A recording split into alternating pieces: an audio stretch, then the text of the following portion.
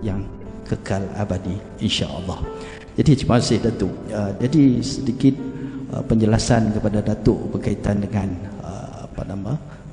makna hijrah itu sendiri. Jadi Datuk, bagaimana kita khususnya anak-anak yang ada depan kita yang baru, kita permulaan mereka untuk mereka membawa sinaran hijrah pada tahun ini, dan khususnya kepada bapa-bapa dan juga hadirin yang hadirat.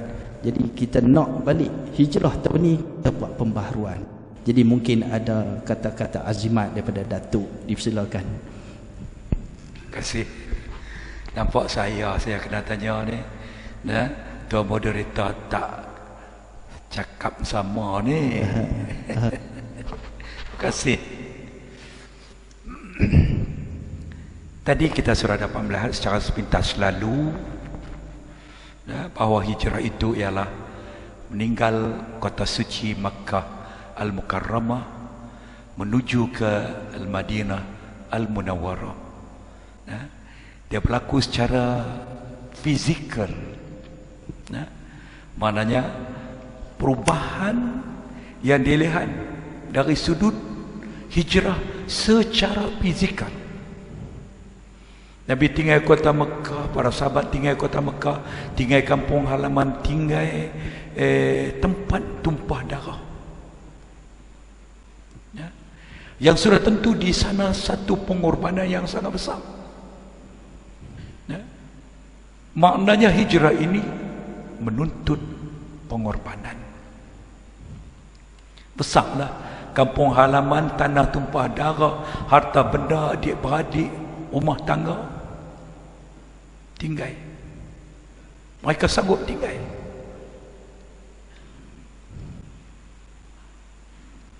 Mus'ab bin Umair radhiyallahu anhu, dia di antara sahabat yang terkemudian dari segi melakukan hijrah. Apabila dia juga bersiap sedia untuk nak berhijrah, dapat dikesan oleh musyrikin Quraisy. Lalu mereka memberi amaran kepada dia. Mus'ab, kamu datang, bukan Mus'ab, Suhaib Ar-Rumi. Suhaib Ar-Rumi. Masa kamu datang ke kota Mekah dulu selai sepinggang. Miskin, tak ada apa-apa, tak ada harta, tak ada wang ringgit. Kamu datang di sini dan kamu mendapat kekayaan. Kamu memiliki harta benda. Sekarang kami bagi pilihan kepada kamu. Sama ada kamu nak berhijrah bersama-sama dengan Muhammad, batang tubuh kamu saja dan harta kekayaan yang kamu dapat di kota Mekah ini kamu kena tinggal di sini, ataupun kami tidak bernak sama sekali untuk kamu berhijrah. Lalu setelah mana sahabat Suhaib ini mendapat pengakuan daripada mereka, andai kata dia tinggal semua harta kekayaan di Makkah dan dia dibenarkan untuk berhijrah, okey, aku sanggup. Aku nak tinggal semua harta kekayaan aku untuk hampa. Ambillah apa nak ambil. Asalkan hampa jangan halang saya untuk hijrah. Okey, kalau begitu tak apa, silakan. Suhaib tinggal harta benda dia, berhijrah sampai ke kota Madinah. Cerita ini sampai kepada Nabi.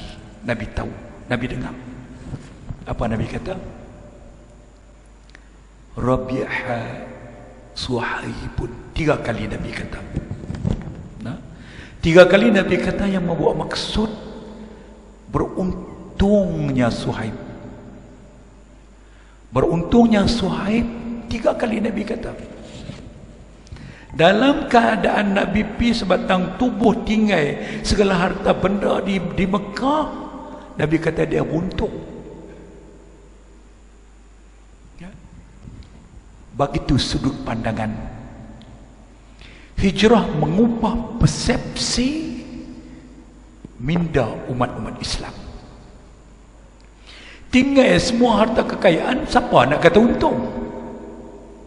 Siapa yang akan kata untung kalau kita membanting tulang, kita berusaha, kita dapat harta benda, tiba-tiba diminta kita supaya tinggal jangan bawa? Siapa nak kata untung macam tu? Semua kita akan kata rugi. Tapi Nabi kata untungnya Suhaib, beruntunglah Suhaib, beruntunglah Suhaib. Mengubah persepsi dan minda umat Islam dalam nak melihat sesuatu yang sifatnya kebendaan sementara. Macam tu. Jadi maknanya hijrah ini dia mengubah, tadi kita kata dari segi fizikal. Kena dari segi fizikal kita kata pahlawan dia spiritual lah, kata bila dia ubah. Jadi maknanya kita adalah nak membina, dan kita melihat, kita dapat melihat sesudah itu masyarakat Islam yang sebelum ini berada di kota Mekah, sebelum hijrah mereka dihina, mereka ditindas, mereka terancam, kehidupan mereka terancam. Peristiwa mal hijrah, baginda sallallahu alaihi wasallam dan juga para sahabat berada di sana telah bertukar sama sekali daripada semua. Sebelum ini mereka berada dalam keadaan hina, dipandang hina, lemah menjadi kekuatan, hina sudah mula dilihat mulia, dan begitulah seterusnya. Kita dapat melihat, kita dapat mengambil pengajaran untuk nak membina kehidupan kita, terutamanya anak-anak yang masih di bangku sekolah, yang masih lagi belajar. Kita mengambil pengajaran daripada peristiwa mal hijrah, kena ada apa yang disebutkan tadi, dari segi fizikalnya, dari segi mindanya, dari segi semangat kita perlu. Dan kita boleh melihat keadaan diri kita sendiri hari ini, semalam kemarin, tahun lepas, tahun ni, bagaimana keadaan kita yang masih lagi dalam dunia pendidikan, nak menimba ilmu pengetahuan, nak membina kehidupan kita di masa hadapan, nak membina keupayaan kita untuk memberi sumbangan kepada agama kita. Apakah kita telah melakukan perubahan? Kita hijrah daripada keadaan kita yang sebelum ini untuk kita melakukan yang lebih baik. Bagaimana cara kita belajar? Bagaimana cara kita menumpu kepada pelajaran kita? Ini untuk anak-anak kita. Dan begitu juga untuk kita semua, kita boleh melihat kehidupan kita, untuk kita lakukan perubahan dalam kehidupan kita. Sangat ulama-ulama ada mengungkapkan, kalau hari kita, hari kemarin dengan hari ini, kalau sama saja kemarin dengan hari ini, kita termasuk dalam golongan orang yang rugi. Apatah lagi kalau hari ini lebih buruk pada kemarin, lagi teruk. Beruntung mereka yang hari ini lebih baik daripada kemarin. Untuk nak melakukan, nak menjadikan kehidupan kita hari ini lebih baik pada kemarin, esok lebih baik daripada hari ini, perlu kepada menghayati semangat hijrah. Ubah dari segi fizikal, ubah dari segi rohani kita, minda kita. Kita kena ubah. Kita pernah bagi contoh mudah. Kemarin kita semayang dah. Hari ini kita semayang. Kemarin boleh semayang jamaah, hari ini boleh semayang jamaah. Tak ada beza lagi. Nah, tak ada beza lagi.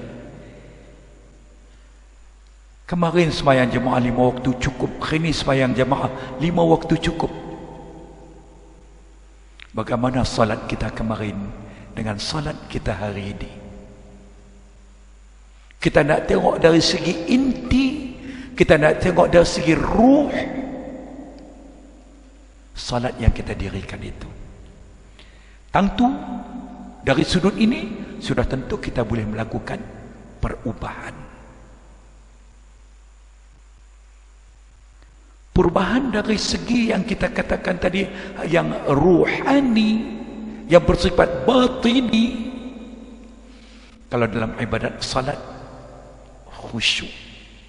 Yang oleh Imam Al-Ghazali rahimahullahu rahmatan wasi'ah, dia kata apa? Nyawa kepada salat, ruh kepada salat, khusyuk.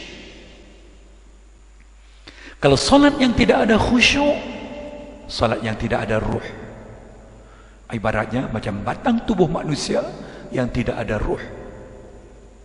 Apa makna? Apa maksud? Batang tubuh manusia yang sudah tidak ada ruh, mati.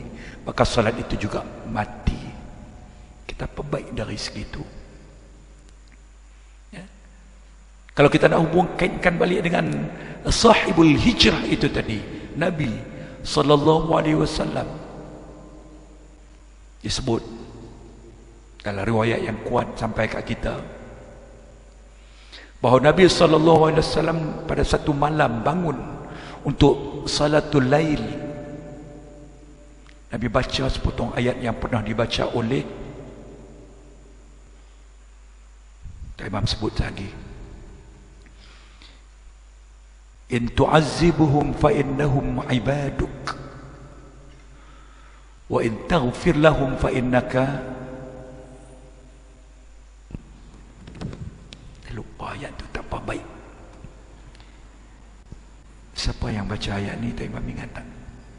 Nabi Isa rasanya. Ya. In tu'azzibuhum fa innahum ibaduk. Jika sekiranya engkau kenakan azab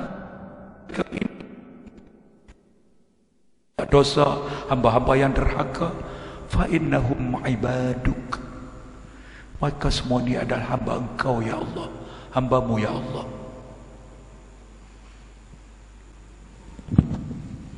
Wa in tu'azib wa in taghfir lahum, jika sekiranya engkau berikan keampunan kepada mereka, fa innaka antal azizul hakim, engkau Tuhan yang maha perkasa. Kalau kamu nak melakukan sesuatu, tidak ada siapa yang boleh menghalang. Tak siapa yang boleh menghalang. Nabi baca ayat itu dalam satu malam ibadat qiyamul lail, salatul lail. Nabi menghayati ayat yang dibacanya itu. Ayat mata Nabi mengalir berderai-derai. Seolah-olah Nabi membaca, walaupun ayat ini pernah dibaca, dirayu hal oleh Nabi Isa kepada Allah berkenaan dengan umatnya, maka Nabi membaca ayat ini juga. Nabi merasakan seolah-olahnya ayat ini terkena kepada umat Nabi. Bagaimana Nabi menghayati ayat itu sehingga Nabi menangis. Dan tak boleh nak berganjak daripada terus membaca ayat yang lain. Tak boleh nak berganjak dan terus membaca ayat ini. Menghayati makna ayat yang dibaca. Di kalangan para sahabat turut di riwayat diceritakan juga kepada kita, Sa'id bin Jubair dalam salat malam dia juga, dia membaca ayat dalam surah Yasin, wamtazul yawma ayyuhal mujrimun. Surah Yasin, wamtazul yawma ayyuhal mujrimun. Ayat ini membawa maksud di hari akhirat nanti Allah halau orang-orang yang berdosa, orang-orang yang maksiat, orang-orang yang berdosa, ya, yang mati tidak bertaubat daripada perbuatan dosa mereka. Allah halau di hari akhirat nanti untuk duduk bersama dengan orang-orang yang baik-baik. Wamtazul yawma ayyuhal mujrimun. Pergi jauh, wahai orang-orang yang mujrimun, yang berdosa, yang maksiat, terhaka, daripada berada bersama-sama dengan golongan yang baik, yang saleh. Dia baca ayat ini dalam sembahyang malamnya pun macam itulah juga, menangis, teriak, bimbang, takut kalau ayat ini ditujukan kepada dia. Salat, sama ada ketika mana kita membaca surah, sama ada ketika mana kita membaca sujud, rokok, sujud, kalau menyusuli pada ketika itu kerana kita menghayati ayat yang sedang kita baca, yang menjadikan salat kita itu begitu khusyuk, takut kepada Allah, mengalir air mata, apa nilainya di sana? Nilai air mata yang mengalir kerana takut kepada Allah lebih-lebih berlaku ketika mana kita sedang rokok dan sujud kepada Allah. Nabi SAW memberitahu,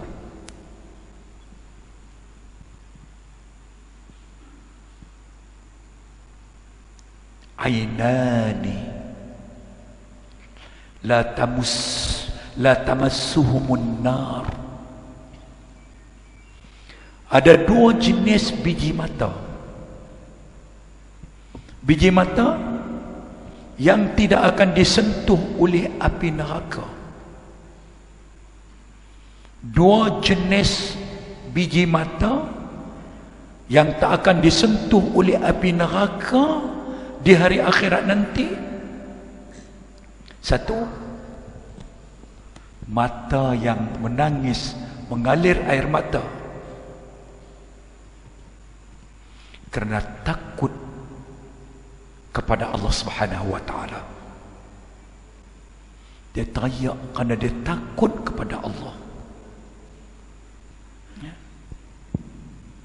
Mata yang takut, yang menangis, yang mengalir air mata min khasyatillah, takut kepada Allah. Kita nak kaitkan bahawa hijrah perlu berlaku setiap masa dan ketika. Sebab itu Nabi SAW ada menyebut dalam sepotong hadis baginda, hijrah ini tidak akan terputus, tak akan habis sehingga matahari terbit di sebelah barat. Dalam kita nak membina, nak memperelok amal ibadat kita kepada Allah, kehidupan kita kepada anak-anak kita ni, nak membina kehidupan kita, keluarga kita, masa depan kita menjadi pelajar yang berilmu pengetahuan, menjadi pelajar yang satu hari nanti menjadi anfa'uhum linnas. Nabi bersabda, khairun nasi anfa'uhum linnas, atau kama qala sallallahu alaihi wasallam, sebaik-baik manusia ialah manusia yang banyak memberi manfaat kepada orang lain. Kita berilmu, kita ada kemahiran, kita ada kepakaran, sudah tentu kita akan dapat memberi sumbangan kepada masyarakat. Jadilah kita sebagaimana yang Nabi katakan tadi, orang yang lebih baik, khairun nas. Kena ada hijrah, kena ada perubahan, kena ada peningkatan dalam usaha kita untuk nak membina, menimba, membina diri kita dengan ilmu pengetahuan. Jadi di situ kita dapat melihat impak hijrah kepada kehidupan kita. Terima kasih. Ya, terima kasih Datuk. Alhamdulillah, itu penjelasan daripada Yang Berbahagia Datuk berkaitan dengan hijrah. Dalam diri kita ni dia ada jiwa. Untuk nak menjaga jiwa perlu ada amalan yang perlu kita buat. Setelah kita menjaga kewajipan-kewajipan yang Allah Subhanahu Wa Taala perintah dan meninggalkan segala perkara yang Allah Taala tegah. Jadi makna hijrah ini dapat kita fahami sebagai perpindahan daripada suatu keadaan tidak baik kepada keadaan yang lebih baik. Jadi bagi kita, bagi anak-anak khususnya, kalau kita nak keluar daripada kejahilan, daripada jahil kepada alim, kena belajar. Daripada kita kadang-kadang daripada keluarga yang susah. Datuk, kadang-kadang kita tengok keluarga susah, bila anak-anak berjaya senang. Kadang anak-anak daripada ibu bapa bela ada anak susah. Kadang-kadang kita tengok anak penoreh getah sebagai contoh, kita tengok susah, tetapi bila anak tu berjaya, dia dapat mengubah balik kehidupan.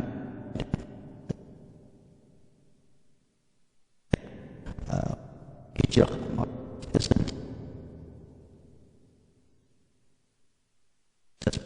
ya dapat membina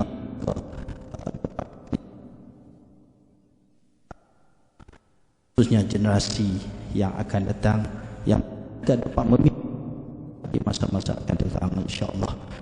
Dan peristiwa hijrah ini juga memberi kepada kita bahawa nasib dan hala tuju kehidupan kita, nasib dan hala tuju kehidupan kita, setiap individu hanya boleh diubah oleh diri sendiri. Jadi kita lah yang nak kena ubah.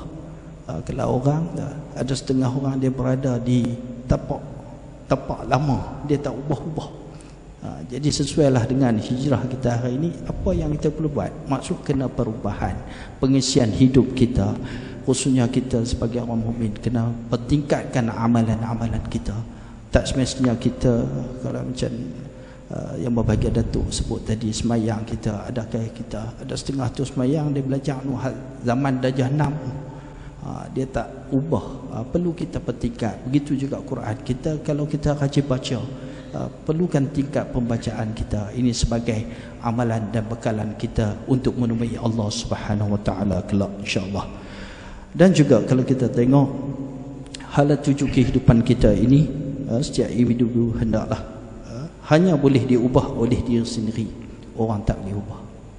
Macam guru, dia mengajak, membimbing kita, kita lah yang mana Allah Ta'ala memberi akal dan fikiran untuk kita ubah kehidupan kita, ubah persepsi kehidupan kita dengan ilmu yang kita bekal.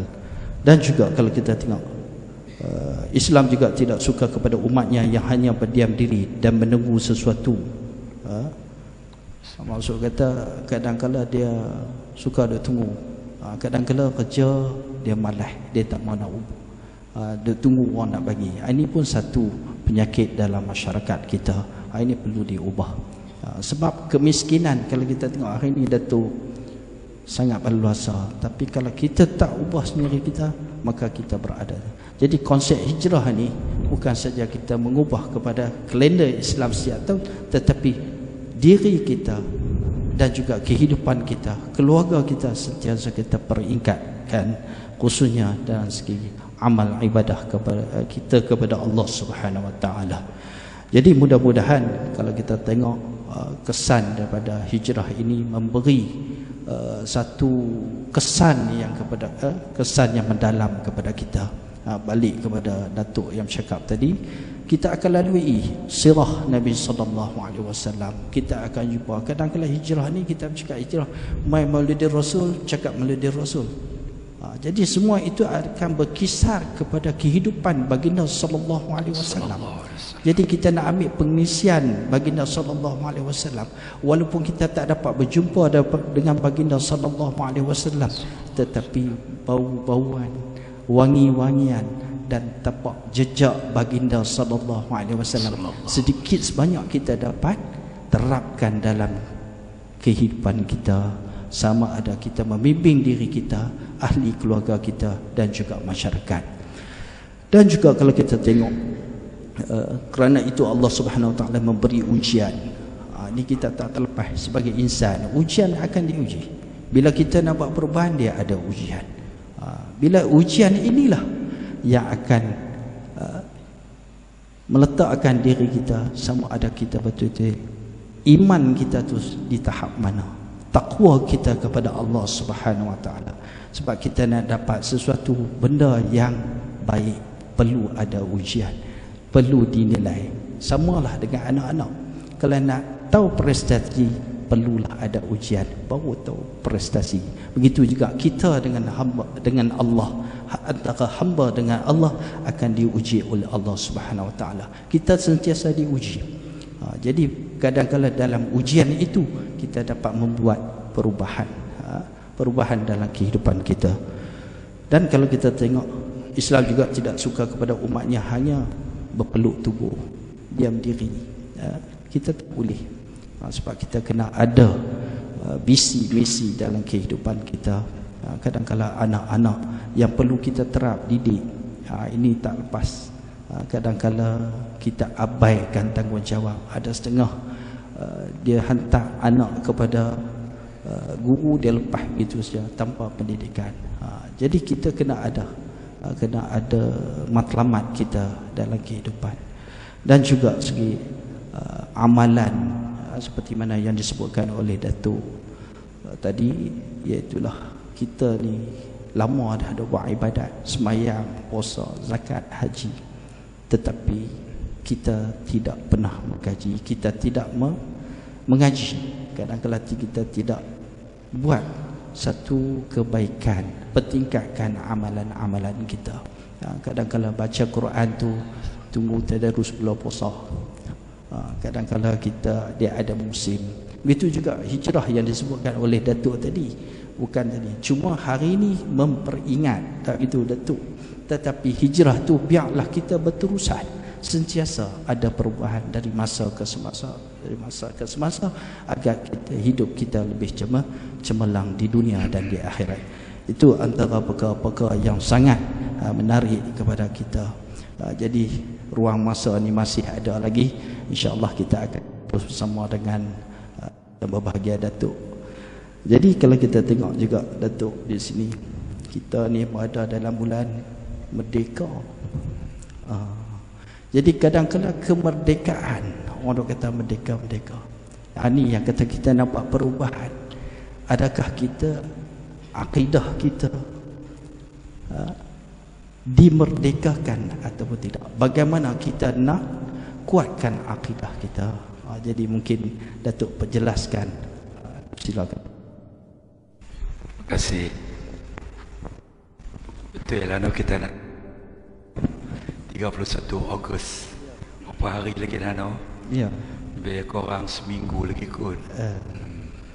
Nak merdeka no.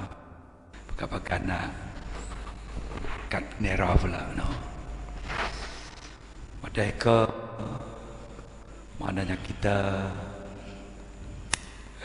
terbebas daripada kalau dalam konteks merdeka kita ni terbebas daripada ikatan penjajah. Ya, cengkaman penjajah.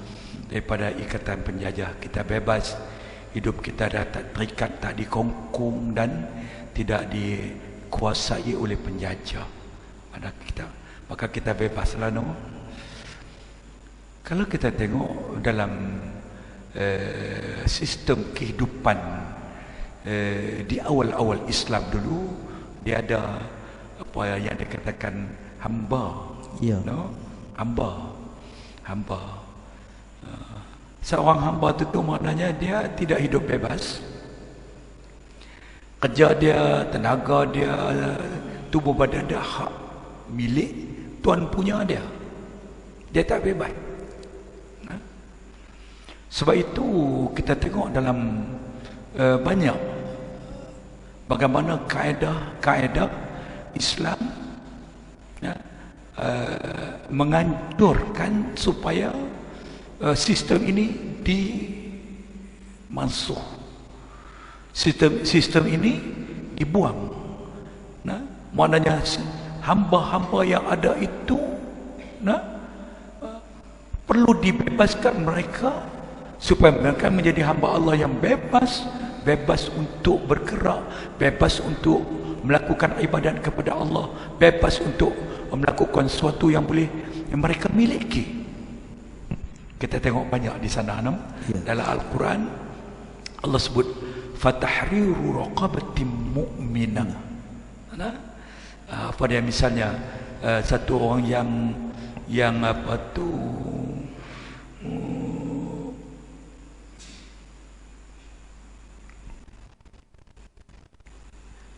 kita nak keluar, nak sebut tak keluar, banyak yang Islam memberi cara nak melepaskan diri daripada ikatan-ikatan tadi dengan membebaskan. Qad sami Allahu qawlan allati tujadiluka fi zawjiha wa tashtaki ila Allah.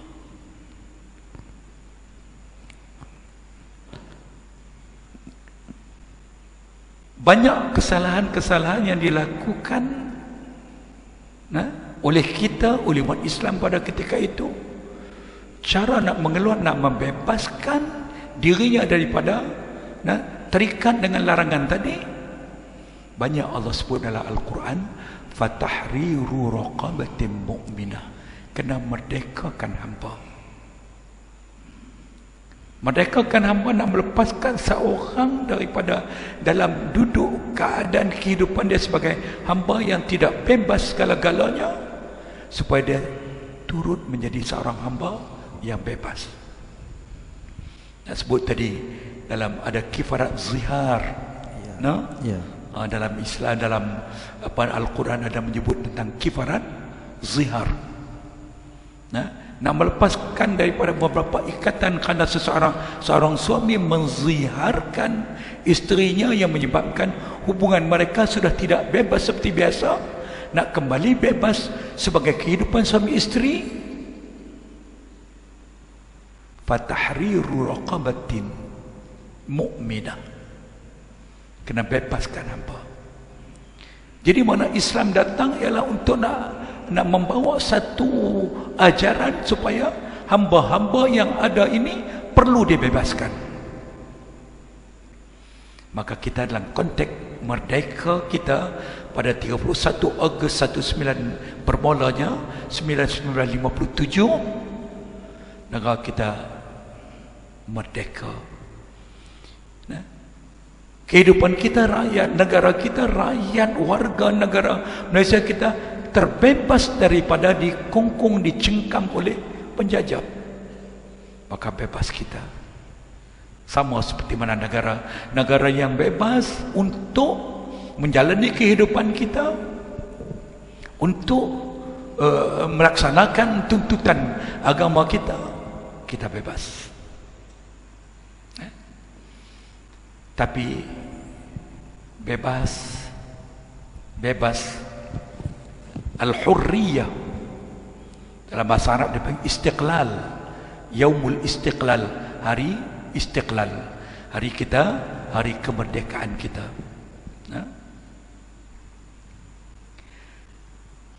Membebaskan minda kita daripada apa yang disebut tadi, antara lainnya terikat, tercemar dengan kepahaman-kepahaman,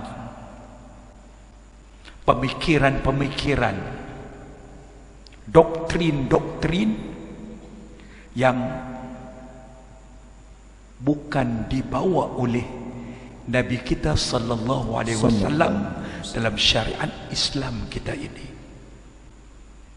Nak bebas yang tu. Di situ kalau kita tengok dari aspek itu, ramai lagi di antara kita yang tak bebas.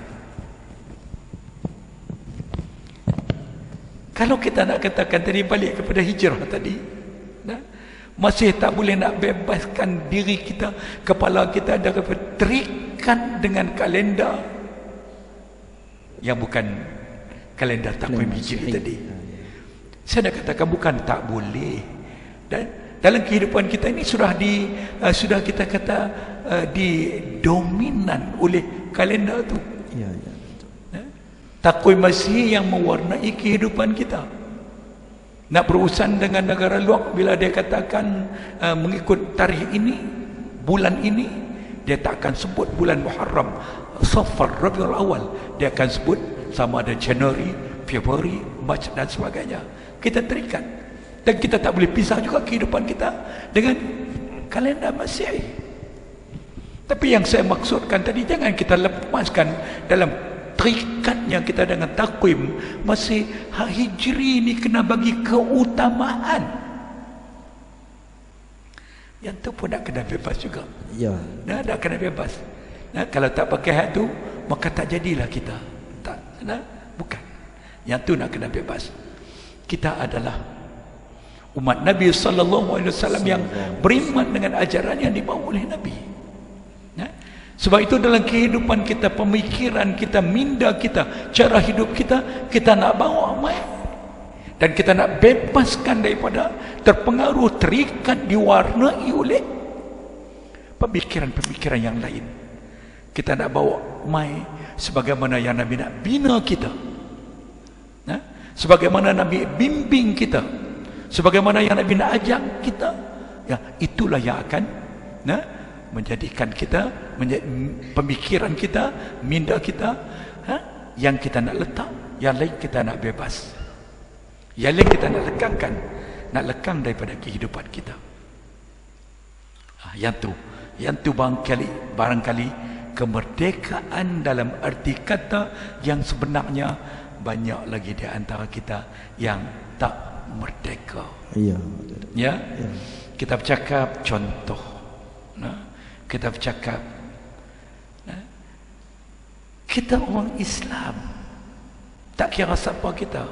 Kalau kita nak bercakap, yang nak bagi kekuatan dalil istidlal kita, hujah-hujah kita nak bagi kuat, Al-Quran, ayat-ayat Al-Quran dan hadis-hadis Nabi, aqwalul ulama, atharus sahaba. Yang tu. Tapi kadang-kadang dalam kehidupan kita ada, bukan tak boleh, tapi keutamaan. Ustaz-ustaz kalau bercakap dia keluar ayat Quran hadis, tahu apa nak dia kata. Ya. Tapi kalau ustaz-ustaz cakap dia boleh petik sebiji dua, kata-kata pujangga orang putih, terjekir mata, baru nak celik mata. Ustaz ni hebat no. Ya. Ustaz cakap mau keluar Al-Quran hadis tak hebat lagi.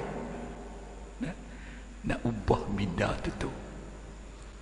Nak ubah minda tu.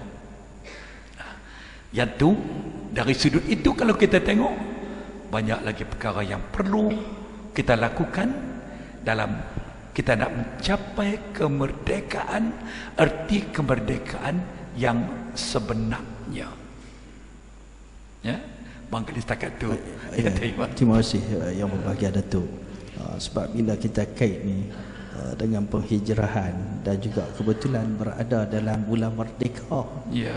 Ya, jadi penghijrahan kalau kita tengok ada di dalam tu iaitu perjuangan.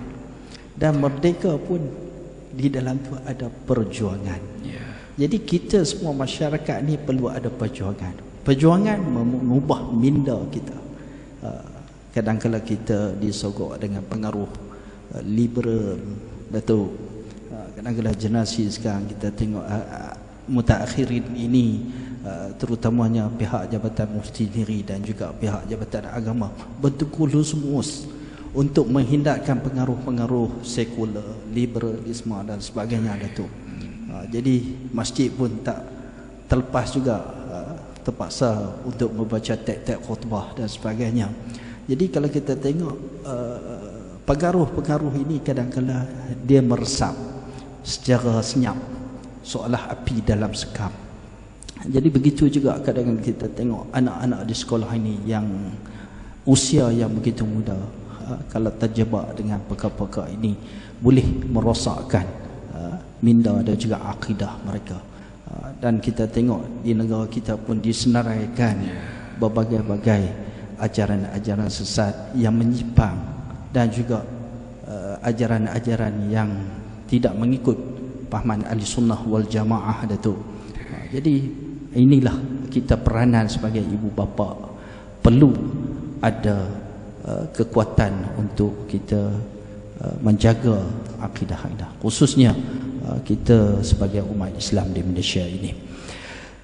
Jadi Datuk, kalau kita tengok bulan Penghijrahan ini, saya nak kait dengan peperangan ataupun perjuangan.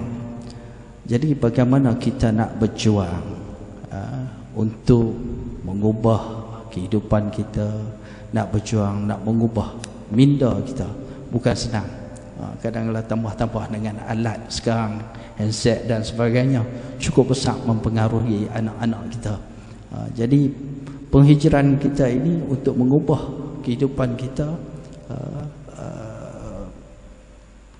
di samping kita melihat kepada pengaruh-pengaruh teknologi maklumat sekarang. Kalau anak-anak tak bagi handset sekarang, memang berperang dengan ibu bapa, Datuk.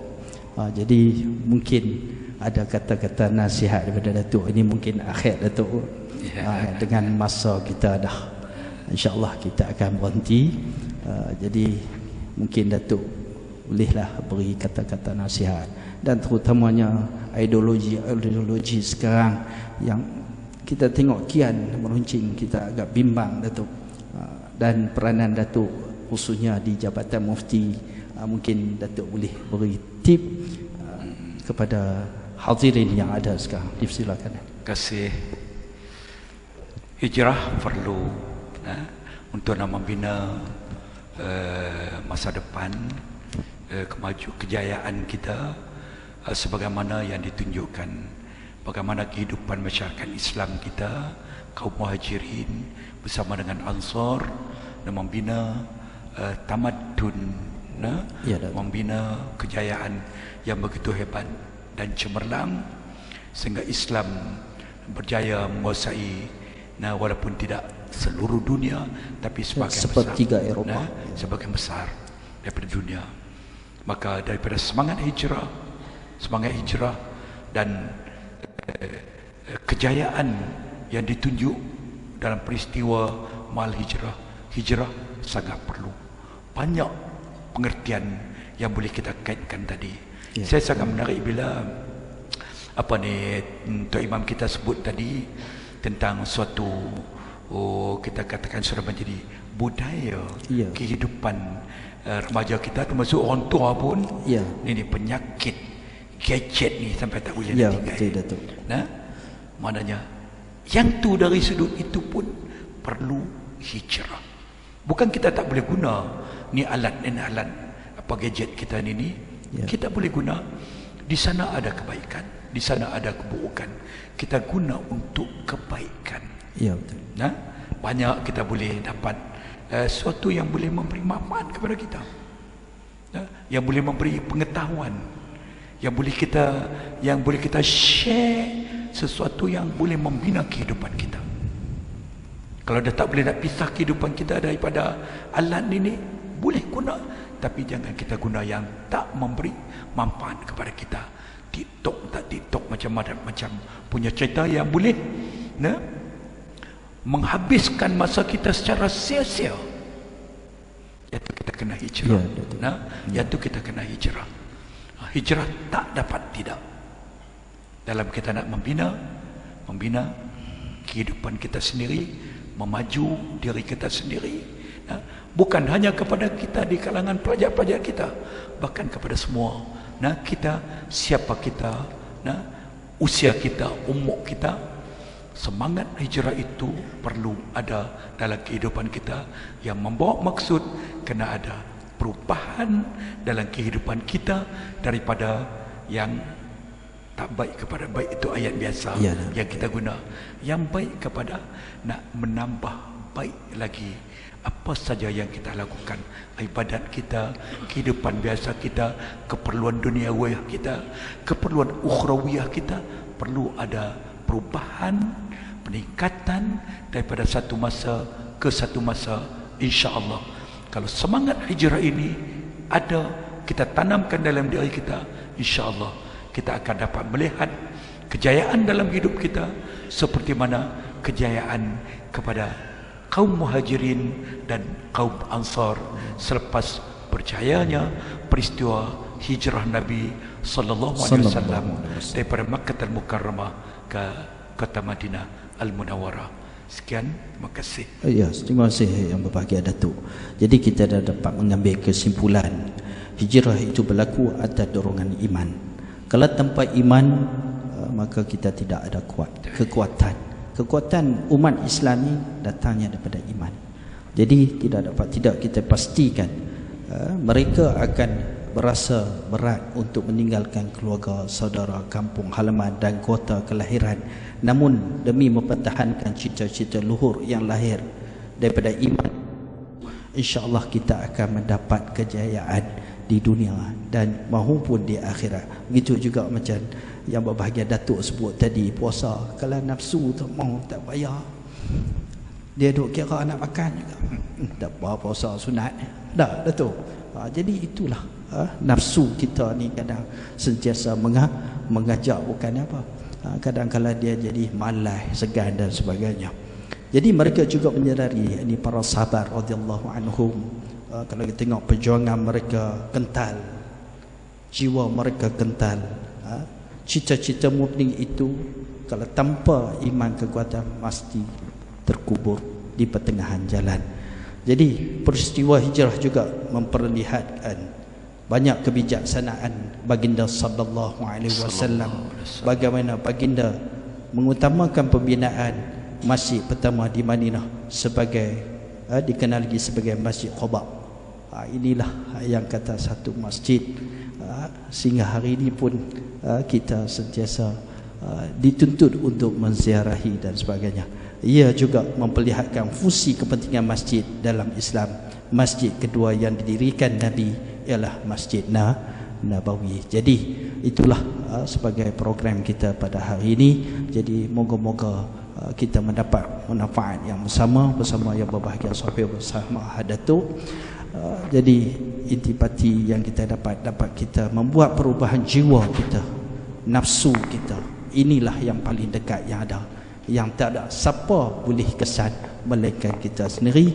Moga-moga kita sama-sama berdoa, kita moga-moga Allah memberi kekuatan kepada kita untuk kita mengubah diri kita, berhijrah kepada yang lebih baik. Jadi saya sekali lagi mewakili jawatankuasa dan juga pegawai masjid dan juga daripada Jabatan Mufti Negeri Kedah mengucapkan ribuan terima kasih kepada anak-anak daripada kolej, ibu-ibu dan bapa-bapa muslimin dan muslimat yang sama-sama hadir pada malam ini menjayakan program kita, iaitulah program sempena bulan Muharram 1444 Hijrah. Jadi seandainya ada kekurangan kata-kata dan tutur kata dan juga kesilapan daripada pihak pengusaha kami Datuk, kelemahan daripada kami, sebenarnya saya mohon maaf. Jadi akhir kata saya sudahi dengan wabillahi taufiq wal hidayah. Assalamualaikum warahmatullahi wabarakatuh.